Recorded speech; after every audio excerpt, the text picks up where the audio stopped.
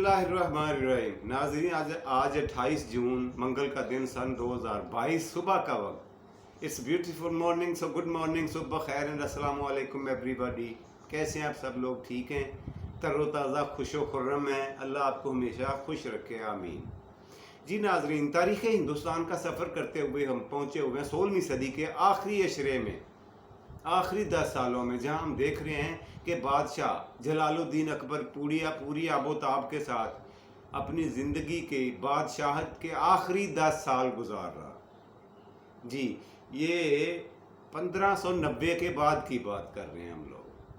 1605 में इसकी वफात होती है। आज के दिन पे के टॉपिक पे दो चीज़ों पे हमने मेन फोकस, टारगेट हमारा दो चीज़ें हैं। नंबर 1 ये कि शहज़ादा सलीम यानी शेखू बाबा और अकबर बादशाह के आपसी ताल्लुकात, बाप बेटे की कशीदगी के बारे में और उनकी वजूहात के बारे में कुछ जानने की कोशिश करेंगे, और आखिर में बादशाह अकबर की वफात पे बात करेंगे। ये भी हमने आज ही किस्सा इसका तय करना है कि इनकी वफात कब और कैसे, कहाँ हुई।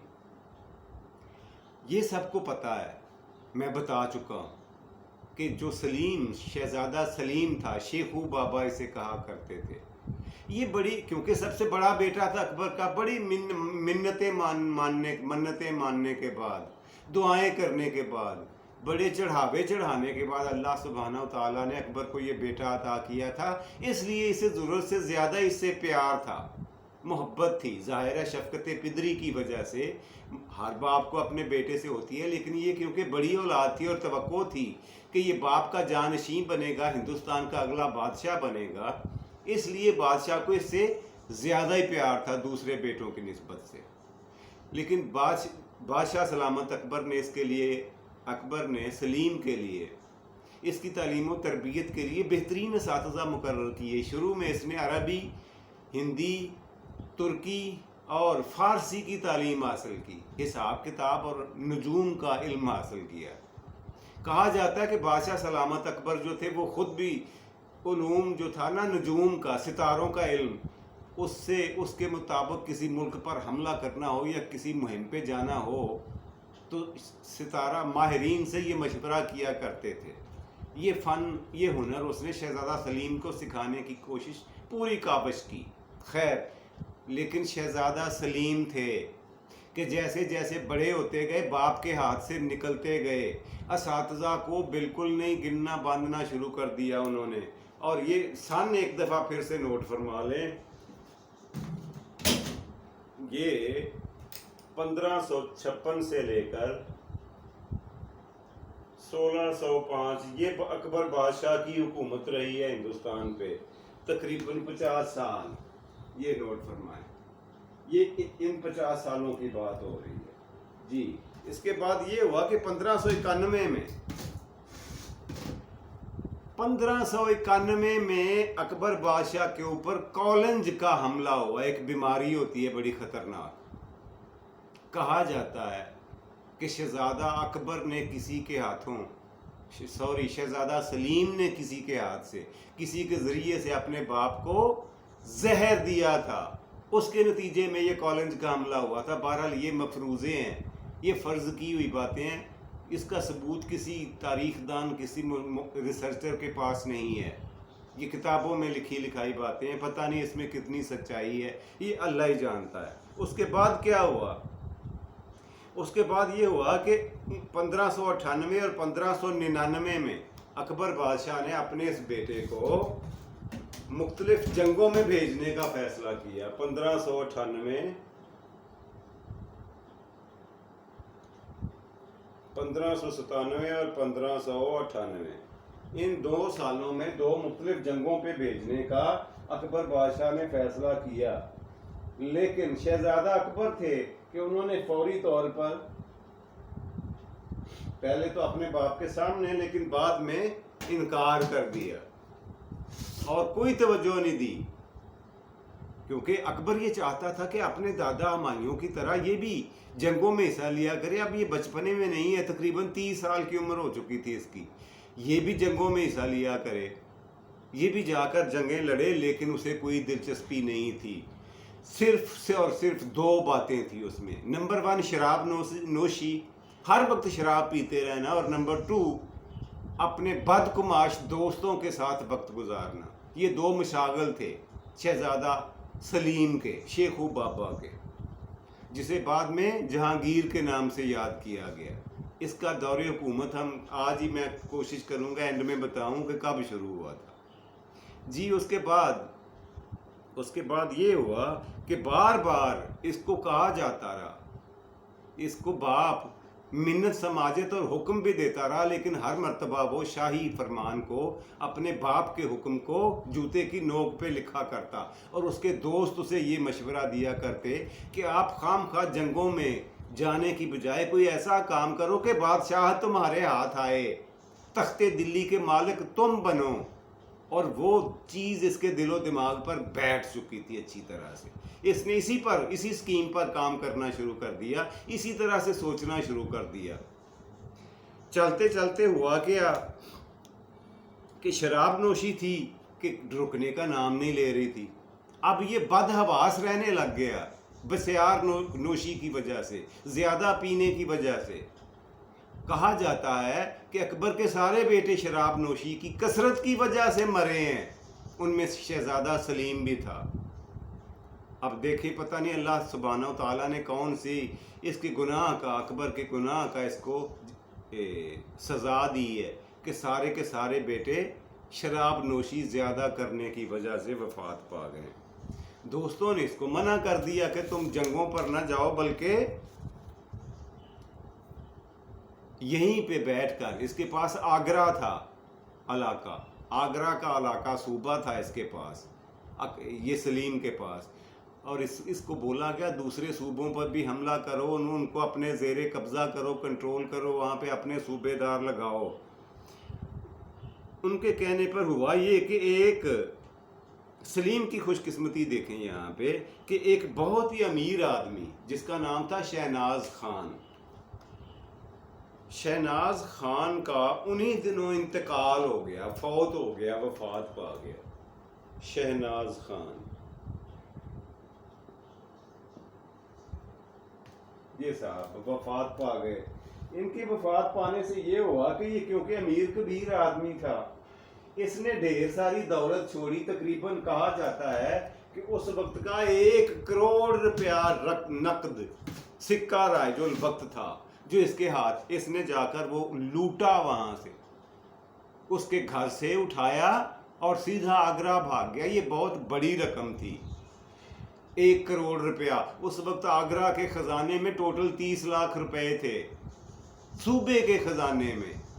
اس کے ہاتھ 1 کروڑ روپیہ لگا، یہ لے کر بہت خوش ہوا اور واپس جا کر الہ آباد کو ہی اپنا مرکز بنا لیا. الہ آباد کو اپنا مرکز بنا لیا اور وہاں بیٹھ کر دوسرے صوبوں پر صوبے دار مقرر کرنا شروع کر دیے. یعنی غیر اعلانیہ طور پر اپنی حکومت کا اعلان کر دیا.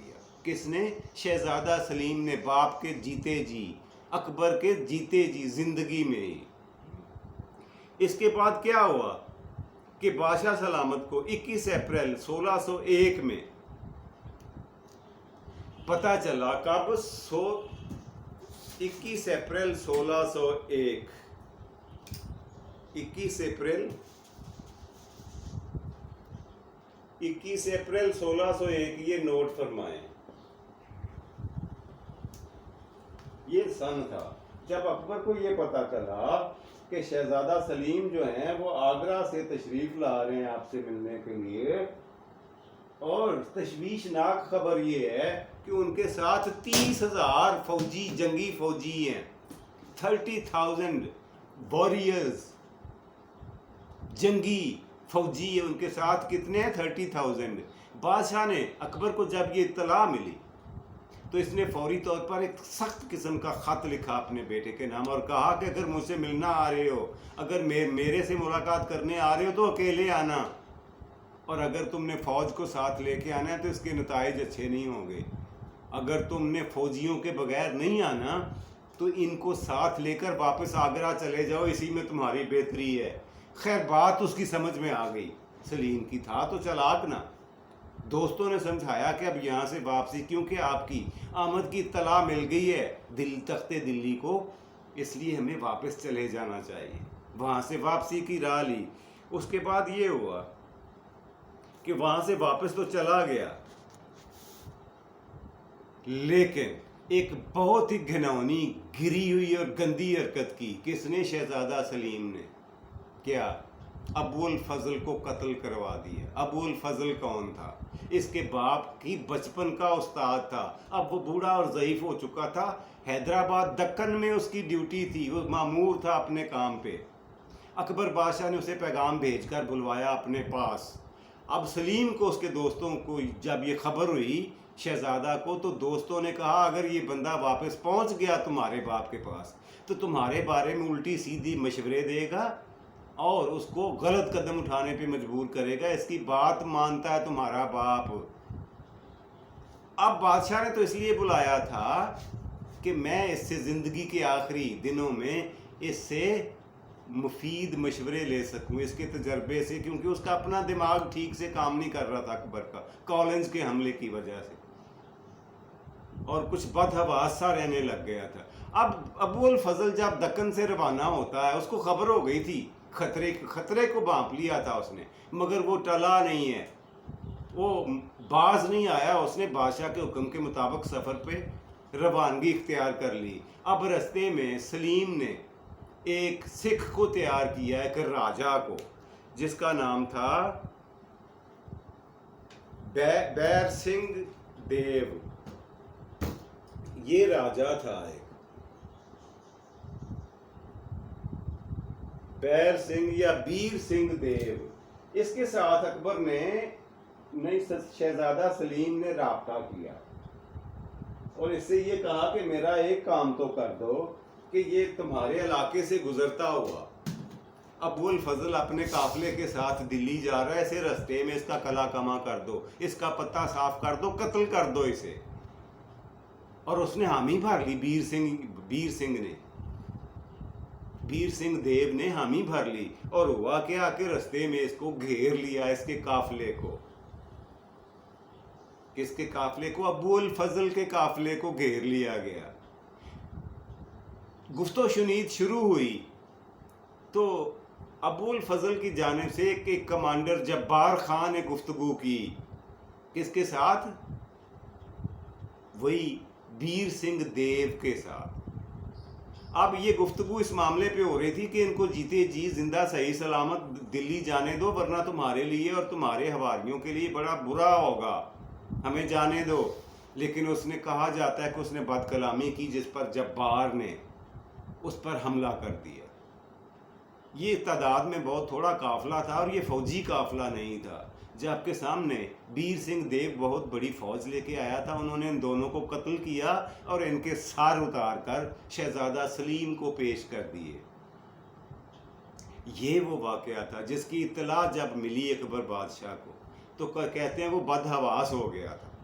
उसे अपनी होश तक नहीं थी, सोना खाना तक भूल गया था। लेकिन अपनी माँ गुलबदीन बेगम के समझाने पर उसने अपना गुस्सा कम किया, अपना दिमाग ठीक करने की अकबर ने कोशिश की। और फिर उसकी जो माँ थी जोधा, किसकी? शहजादा सलीम की, उससे यानी मरियम ज़मानी, उससे ये कहा कि तुम जाकर उसे समझाओ, इलाहाबाद जाकर उससे बात करो।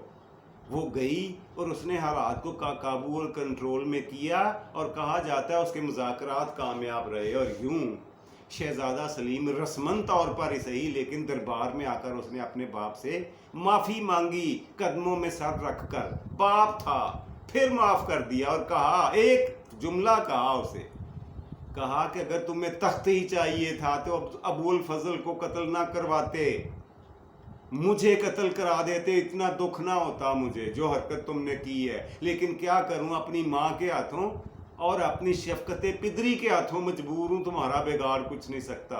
जाओ, दफ़ा हो जाओ, जाके अपना काम करो, मैंने तुम्हें माफ़ कर दिया। शहजादा वापस इलाहाबाद चला गया माफ़ी मांगने के बाद। लेकिन वहाँ जाकर फिर वही महफिलें, वही दोस्त और वही शराब नोशी। फिर से शुरू। चलते चलते फिर वही डगर थी, वही रास्ते, वही पैड़े, वही हालात, वही वाक़यात। और चलते चलते क्या हुआ कि वहाँ पर आपस में गुलगपाड़ा होता रहा, आपस में दोस्तों की लड़ाइयाँ होती रहीं। लेकिन 19 मार्च 1605 में एक वाक़या रूनमा हुआ। कब? मैं आपको लिख कर दिखा देता हूँ। ये सन था 19 मार्च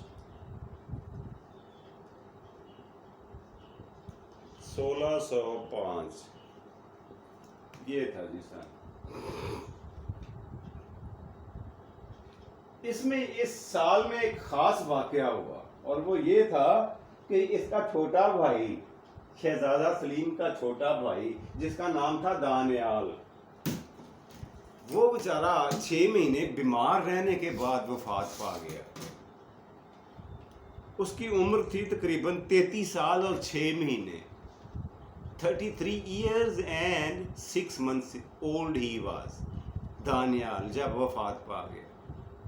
उसका भी काफ़ी रंज हुआ अकबर बादशाह को, और इसी गम में, इसी अफसुर्दगी के आलम में इन पै दर पै 2 मौतों ने, एक अबूल फजल और दूसरा शहजादा दानियाल, अकबर पे फिर से एक दफ़ा कॉलेज का हमला हुआ, फालिज का अटैक हुआ, और फिर से वो बिस्तरे मर्ग पर पड़ गया।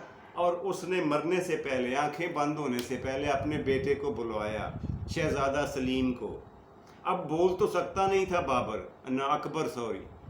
उसने इशारे से कहा खादमीन को कि मेरा ताज उतार कर मेरे सर से मेरे बेटे के सर पे रखो। उन्होंने रख दिया। फिर उसने कहा मेरा खंजर मेरी कमर से खोलो और ये शहजादा सलीम की कमर पे बांध दिया।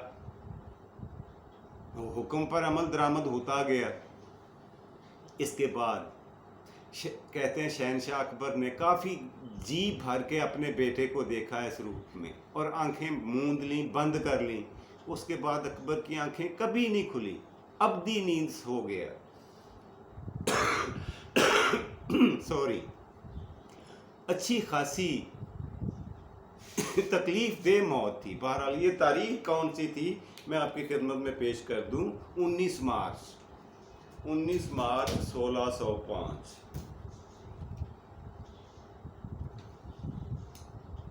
या 29 मार्च भी कहा जाता है। 29 मार्च 1605 ये तारीख थी जब अकबर बादशाह दिल्ली में खालके हकीकी से जा मिले। अब इस्लामी रवायात और तरीके के मुताबिक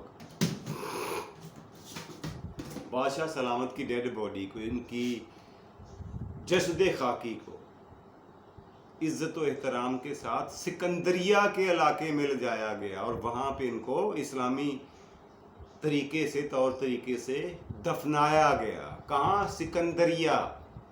ये इलाके का नाम है, ये नोट फरमा लें। सिकंदरिया लिख के दिखा दूं, सिकंदरिया ये रहा जी इलाके का नाम जहाँ पे इसका मज़ार बना हुआ है, सिकंदरिया।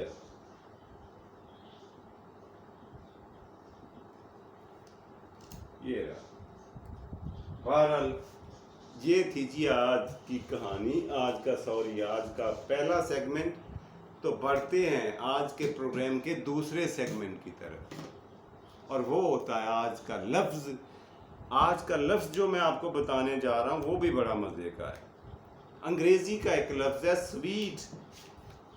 सबने सुना, देखा, पढ़ा और लिखा होगा।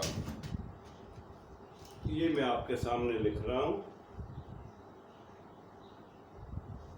स्वीट। क्या मतलब होता है स्वीट का? स्वीट का मतलब होता है मीठा या मिठाई, ऐसे ही है ना। लेकिन ये कहा जाता है, इसकी तारीख, एटमोलॉजी, इसका जरिया, मंबा क्या है इस लफ्ज़ का, वो हिंदी ही का एक संस्कृत का एक लफ्ज़ है, सवाद।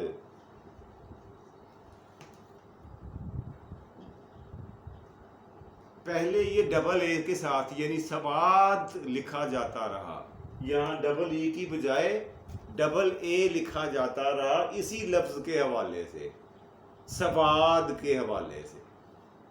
लेकिन अब डबल ए को हटाकर डबल ई कर दिया गया है और इसे सवाद की बजाय स्वीट पढ़ा जाने लगा है ना मालूमाती बात, मज़े की बात। जी ये थे आज का प्रोग्राम का दूसरा सेगमेंट, उम्मीद है आपको अच्छा लगा होगा। प्रोग्राम का तीसरा और आखिरी सेगमेंट हुआ करता है आज की बात। आज की बात जो मैं आपसे करने जा रहा हूँ साहब, वो ये इस तरह से है कि जब हम मुसीबत में, मुश्किल में, गम में, अफसोस में होते हैं, अफसुर्दगी में होते हैं, तो हमें सबसे ज़्यादा किस चीज़ की ज़रूरत होती है? इस चीज़ की ज़रूरत होती है कि हम उस हस्ती से बात करें जिसके पास तमाम मसाइल का हल है, तमाम मुश्किलों की कुंजी है उसके पास, और वो है रब्बुल इज़्ज़त, कादिर मुतलक, रब्बुल आलमीन। उससे बात करने की ज़रूरत होती है। और हम क्या करते हैं? नाओ उससे बात करने से पहले अपने तमाम तर तीर चलाते हैं। जो हमारे पास कोशिशें, काविशें होती हैं, जो हमारे पास ज़राए होते हैं, उनको ज़ेरे इस्तेमाल लाते हैं, उनको बरूए कार लाते हुए चारों तरफ से कोशिशें करते हैं। और जब चारों तरफ से नाकामी का मुंह देखना पड़े तो उसके बाद अल्टीमेटली अल्लाह से रजू करना पड़ता है। तो हम पहले करने वाला काम आखिर पे क्यों ले जाते हैं, ज़रा सोचिए। ये था जी आज का प्रोग्राम, उम्मीद है आपको अच्छा लगा होगा। अपना और अपने प्यारों का ढेर सारा ख्याल रखा करें। अपने इस चैनल का भी खुश रहें, खुश रखें, खुशियाँ समेटें और खुशियाँ बांटें। अल्लाह आप सबका हामी और नासर हो, और पाकिस्तान जिंदाबाद।